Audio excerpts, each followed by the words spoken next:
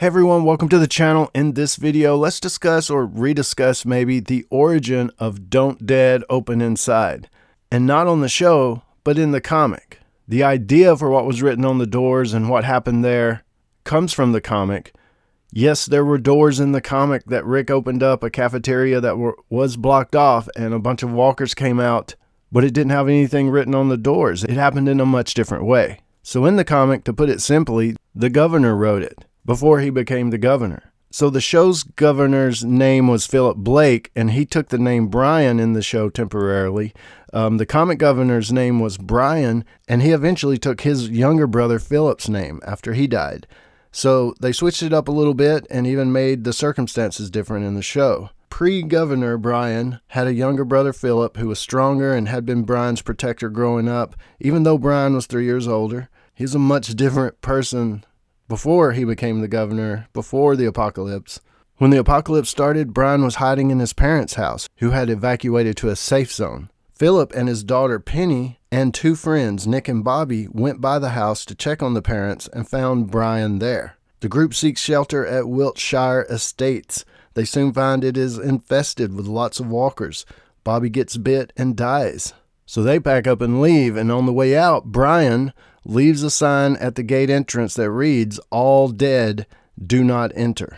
So it was the governor that wrote a similar sign that got inspired in the show to be the doors. One of the most iconic shots of The Walking Dead, most recognizable things in the world almost. The group goes to Atlanta after they leave Wiltshire Estates, and they run into Tara and her family, then on to a farm, and then eventually to Woodbury, where Brian's path leads him to become the governor.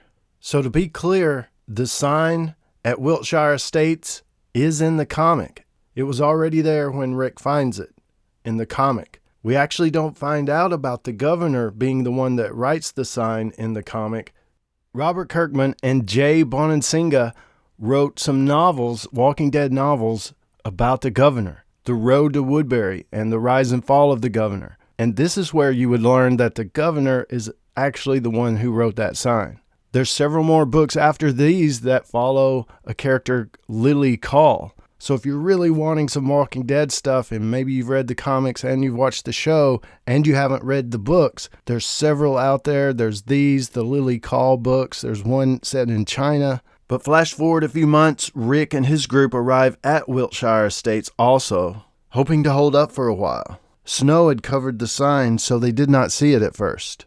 And Rick and the group went ahead and stayed one night, but the next morning Rick finds the sign, but too late. They lose one person and barely escape the place at all. For fans of The Walking Dead show that haven't read the comics, it's a wild ride to read them. You'll see where most of the lines from the show that were spoken, the locations, the groups, the walkers, so much ties directly back to the comic.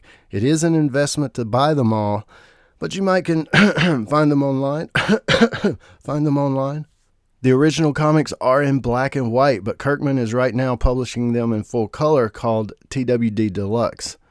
An animated version of the Walking Dead comic, accurate to the comic, would be so cool.